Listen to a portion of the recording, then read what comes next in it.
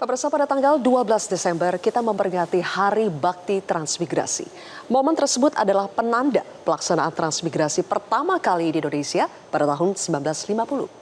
75 tahun sudah berlalu. Bagaimana wajah transmigrasi Indonesia hari ini? Bagaimana dampak transformasi transmigrasi bagi pertumbuhan ekonomi baru dan kesejahteraan transmigran? Bersama saya sudah hadir Menteri Transmigrasi Republik Indonesia, Bapak Muhammad Iftithar Sulaiman Surya Nagara.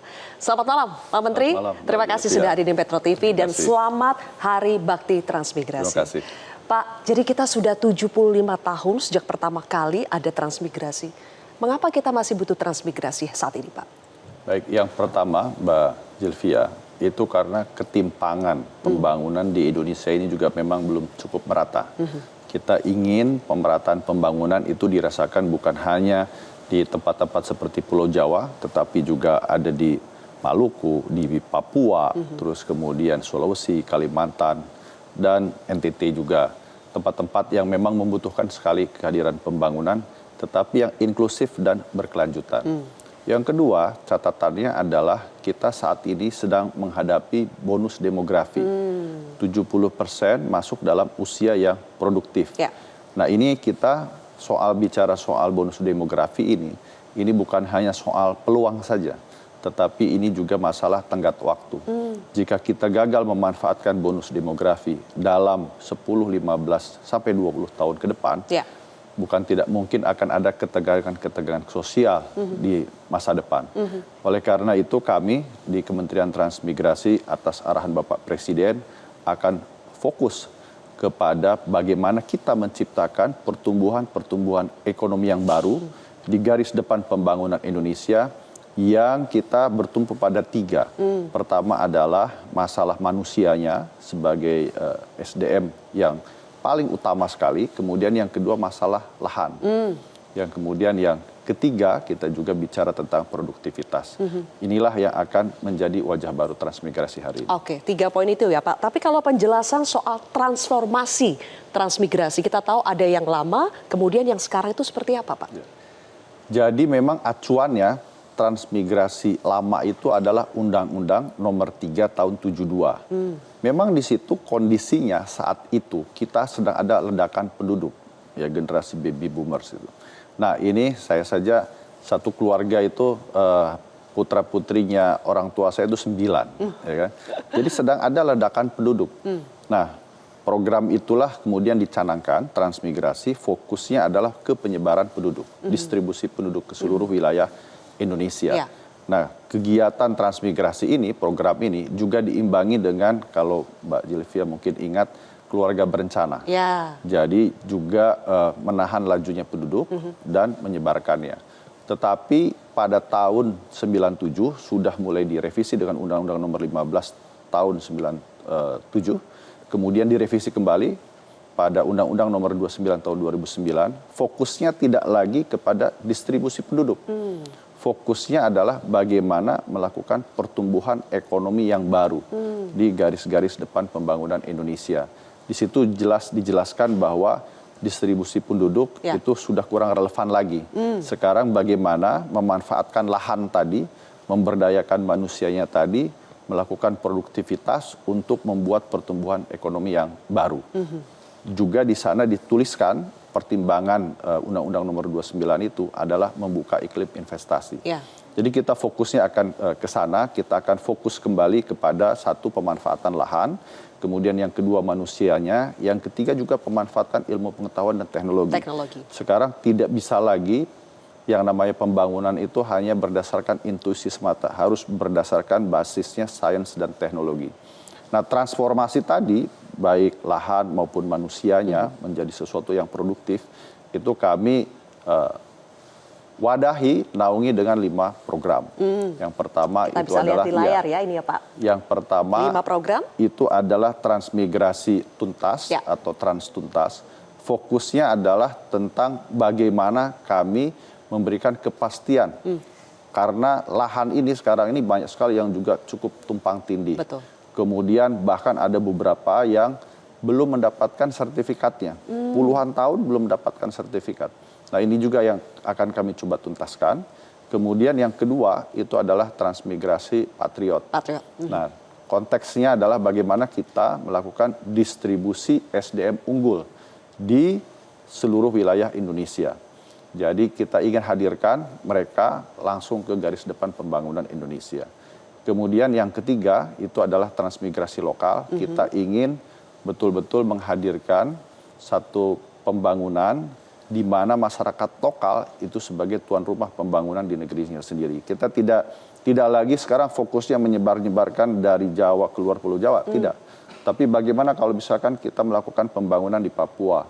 Nah, masyarakat Papua lokalnya sendiri itu harus mendapatkan manfaat pertama kali dari adanya pembangunan itu gitu. Kemudian yang keempat itu adalah transmigrasi gotong royong. Ya. Gotong royong ini adalah sinergi kolaborasi di antara masing-masing kementerian, kemudian juga dengan dunia usaha, dunia kampus, dan pemerintah daerah untuk melakukan satu desain pembangunan kawasan transmigrasi.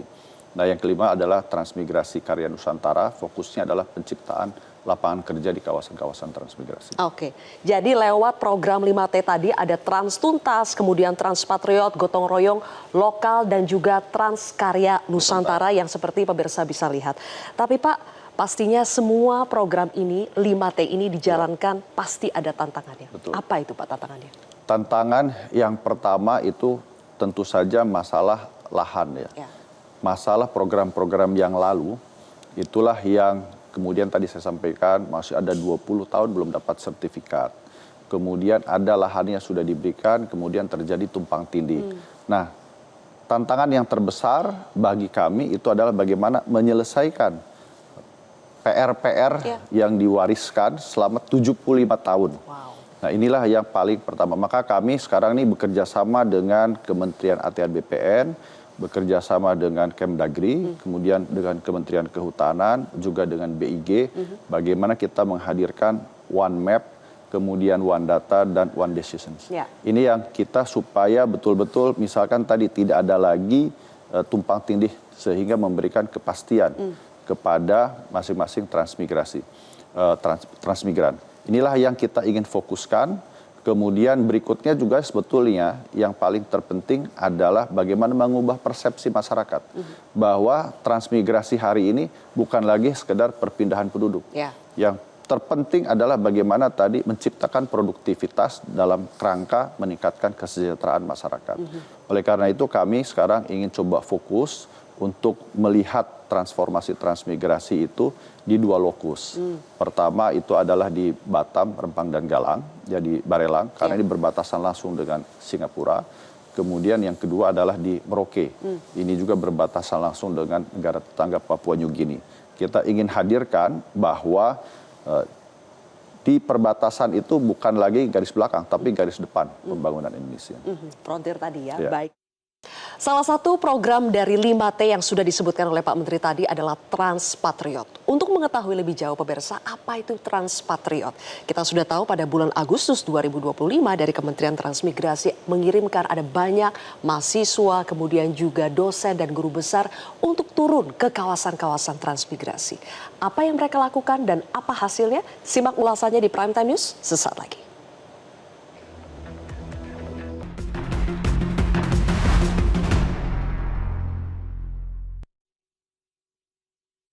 Kembali lagi di Prime Time News, pemirsa, saya masih bersama dengan Menteri Transmigrasi Republik Indonesia, Bapak Iftithar Sulaiman. Pak Iftithar, hari ini saya melihat pakai jasnya bagus sekali. Ini jaket Transmigrasi Patriot. Tulisan Patriot menggema di mana-mana. Apa itu sebetulnya, Pak? Sebetulnya Transmigrasi Patriot ini adalah sebuah brand baru, juga tadi untuk mengubah persepsi masyarakat bahwa yang diberangkatkan ke garis-garis depan pembangunan Indonesia itu bukan lagi orang-orang yang tidak berkemampuan begitu, tetapi yang betul-betul punya SDM yang unggul. Ya, dulu kita banyak hal yang kita pelajari bersama bahwa ternyata kita kurang mengirim SDM unggul ke garis depan pembangunan Indonesia. Pada prinsipnya Transmigrasi Patriot itu adalah knowledge spillover. Apa itu maknanya? Maknanya adalah banjir ilmu pengetahuan dan teknologi di seluruh kawasan transmigrasi. Oleh karena itu kami, ini kita saksikan bersama bahwa kita ingin kampus ke depan itu adalah menjadi pusat gravitasinya Kemudian Ekspedisi Patriot itu adalah tim advance untuk melakukan riset dan pemetaan potensi ekonomi yang ada di kawasan-kawasan transmigrasi. Nanti ke depan kami akan lanjutkan dengan beasiswa Patriot. Ini adalah sebagai pabrik talenta anak-anak muda yang nanti bisa langsung berinteraksi dengan masyarakat lokal dan para transmigran di daerah kawasan transmigrasi untuk melakukan pembangunan-pembangunan yang diperlukan. Kami tahun ini pada bulan Agustus 2025 mengirimkan sekitar 400 tim ekspedisi Patriot ke 154 kawasan transmigrasi dari berbagai disiplin ilmu, ya, jumlahnya sekitar 2.000 orang. Itu ada 7 kampus yang terlibat, diantaranya adalah UI, kemudian IPB, kemudian ada Unpad, kemudian ada UGM, ada Undip, kemudian ada ITS yang termasuk Undip ya, bekerja sama, berkolaborasi juga dengan 17 perguruan tinggi lainnya yang ada di lokal, melakukan riset dan pemetaan potensi ekonomi yang tahun ini outputnya adalah pra-FS atau pra-feasibility study. Ya, kita bisa lihat di situ ya Pak ya. Termasuk IPB juga ikut terlibat di dalamnya. Itu insya Allah pada tahun depan itu nanti akan kami bikin 2 cabang lagi untuk tim ekspedisi Patriot. Yakni ada namanya TEP Bakti Nusantara. Apa itu maksudnya? Yang sudah dipetakan persoalannya hari ini, itu nanti follow up-nya adalah tahun depan. Misalkan infrastruktur rusak, nanti kita libatkan anak-anak teknik sipil untuk ikut terlibat membantu. Kemudian masalah hama, nanti ada dari jurusan hama, misalkan dari universitas yang terbaik tadi ikut memberikan solusi masalah air dan masalah-masalah lainnya, infrastruktur dasar dan lain-lainnya. Konkret jadinya ya Pak? Betul. Nah kemudian ada juga nanti TEP yang kedua adalah investasi Nusantara. Apa itu? Jadi yang pra-FS sekarang ini nanti kita petakan mana yang tadi ya kita pijakannya lahan dan manusia serta produktivitas. Mana lahan-lahan itu yang kemungkinan punya nilai ekonominya untuk investasi masuk. Kita sekarang ini sudah ada ajuan sekitar 54 investor ingin berinvestasi di kawasan transmigrasi. Nanti harapannya pra-FS yang hari ini tahun depan nanti dilanjutkan menjadi FS yang ready to offer. Seperti contoh beberapa investor dari Tiongkok misalkan. Insya Allah bulan depan itu akan melakukan pemetaan juga ke beberapa kawasan transmigrasi. Marketnya mereka luas sekali. Di sana misalkan membutuhkan durian. 115 triliun rupiah per tahun. Itu kami punya beberapa kawasan transmigrasi yang fokusnya durian. Seperti di Parigi Motong di Sulawesi Tengah. Kemudian juga mereka sekarang sangat membutuhkan kelapa. Marketnya itu sekitar 120 triliun rupiah per tahun. Nah kita punya beberapa di Halmahera Utara misalkan yang memproduksi kelapa. Hanya kita sampaikan syaratnya satu. Mereka bawa uang, bawa teknologi, nanti pekerjanya wajib dari masyarakat lokal setempat. Inilah yang akan kita kolaborasikan, menggabungkan antara dunia kampus dengan dunia usaha. Ya, jadi dari tim ekspedisi Patriot lanjut lagi ke beasiswa Patriot di tahun 2026. Nah, dari Trans Patriot Pak, ada lagi program T yang berikutnya adalah Trans Gotong Royong. Strategi Bapak untuk pembangunan yang berkelanjutan dan terintegrasi itu bagaimana Pak? Jadi kalau saya mempelajari sejarah ya, ada peraturan pemerintah pengganti undang-undang Perpu nomor 29 tahun 60. Sejak awal memang transmigrasi itu tidak bisa berdiri sendiri. Di Perpu nomor 29 tahun 60 itu jelas disebutkan bahwa ada namanya Dewan Pertimbangan Transmigrasi. Diketuai oleh Menteri Transmigrasi, kemudian anggotanya ada Menteri PU, Menteri Agraria, Menteri Pendidikan, Menteri Buruh, Menteri Veteran, Menteri Dalam Negeri, dan beberapa menteri lain yang diperlukan. Nah kami kemudian berpikir bahwa memang tidak bisa berdiri sendiri. Kami lakukan sinergi dan kolaborasi dengan beberapa kementerian lainnya, termasuk juga dengan dunia usaha dan pemerintah daerah untuk membangun satu desain kawasan transmigrasi. Salah satu yang kami fokuskan, misalkan contoh ada pembangunan 170 jalan, terus kemudian juga kami bangun toilet di sekolah-sekolah yang ini kan pembangunan toilet ini maknanya di bagian dari pendidikan karakter untuk anak-anak kita di kawasan-kawasan transmigrasi. Kemudian juga kami lakukan nota-nota kesepahaman yang dilanjutkan dengan kerja nyatanya. Salah satunya adalah di kawasan ekonomi transmigrasi terintegrasi di Rempang, di Tanjung Banon. Itu contohnya misalkan ada 504 rumah yang kami bangun, itu 300 rumahnya itu yang bangun dari BP Batam. Pematangan lahannya dari pekerjaan umum. Kemudian juga kepastian lahannya itu dari ATR BPN. Sehingga untuk pertama kalinya sekarang begitu transmigran masuk ke kawasan transmigrasi, ditempatkan di rumahnya, dia langsung dapat sertifikat. Oh, langsung. Betul. Jadi kita juga ingin tidak nunggu berpuluh-puluh tahun baru mendapatkan sertifikat. Kemudian kami juga kolaborasi dengan Kemendikti-Saintek untuk menerjunkan tadi para patriot melakukan pendampingan dengan masyarakat. Ada juga Kementerian dari KKP itu membangun dermaga nelayan beserta ekosistemnya. Itu adalah salah satu bentuk konkret dari transmigrasi gotong royong hari ini. Oke, jadi memang kerjasama dengan lembaga-lembaga, kementerian lembaga terkait tidak berdiri sendiri sehingga ini menjadi gula Pak ya bagi mereka itu untuk betul-betul datang dan juga bisa berkarya di sana. Nah Pak, mengenai kesiapan lahan, rencana pembangunan kawasan, kemudian bagaimana Bapak merespons sensitivitas masyarakat asli yang ada di daerah kawasan? Itulah pada hari ini dengan transformasi transmigrasi yang dilakukan oleh Bapak Presiden, kami ingin menjadikan masyarakat lokal sebagai tuan rumah pembangunan di negerinya sendiri. Maknanya kami lakukan prioritas. Jadi kalau kadang saya mengartikan transmigrasi hari ini sebagai konsolidasi penduduk secara sukarela dalam satu kawasan permukiman akibat dari adanya konsolidasi lahan ruang yang digunakan untuk investasi dan pembangunan ekonomi. Jadi masyarakat, ada investor yang butuh lahan luas begitu, kemudian karena banyak manusia yang tersebar di sana harus dikonsolidasikan supaya efektif efisien dibangun satu kawasan terintegrasi yang di situ ada sekolahnya, ada rumah sakitnya, ada sarana penunjang lainnya, ada pasarnya dan sebagainya, lebih efektif dan efisien. Nah, lahannya itu digunakan untuk pembangunan ekonomi, investasi, tetapi masyarakat mendapatkan manfaat dari adanya pembangunan itu. Nah, kita juga melakukan pendampingan supaya masyarakat lokal tidak terusir hanya karena adanya pembangunan ekonomi. Inilah makna dari transmigrasi lokal. Jadi mereka betul-betul menjadi raja. Betul, aktor utama Pak ya. Bukan hanya figuran, tapi betul-betul mereka di garis terdepan aktor utamanya. Betul. Ini ada contohnya juga di Sumba Timur. Di Sumba Timur itu ada investasi masuk untuk melakukan perkebunan tebu beserta pabrik gulanya.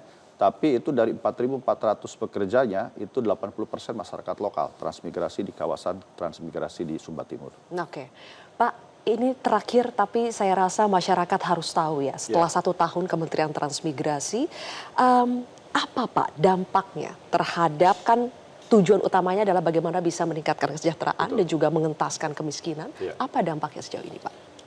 Saya rasa terlalu self-claim kalau mengatakan transmigrasi baru setahun terus berhasil. Ya. Tapi paling tidak ini adalah awal mula yang baik menurut saya dengan adanya program transmigrasi hari ini yang ditetapkan oleh Bapak Presiden. Yang pertama itu saya dapat banyak telepon dari beberapa tokoh masyarakat seperti Pak John Gipse yang di Merauke.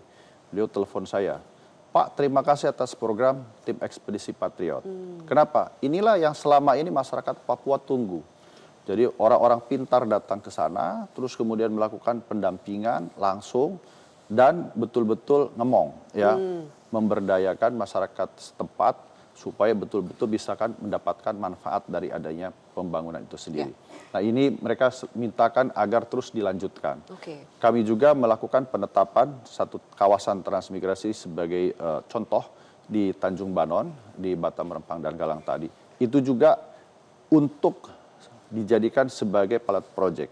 Sehingga kita ingin, tadi saya sampaikan bahwa masyarakat setempat bisa menjadi tuan rumah pembangunan di negeri sendiri.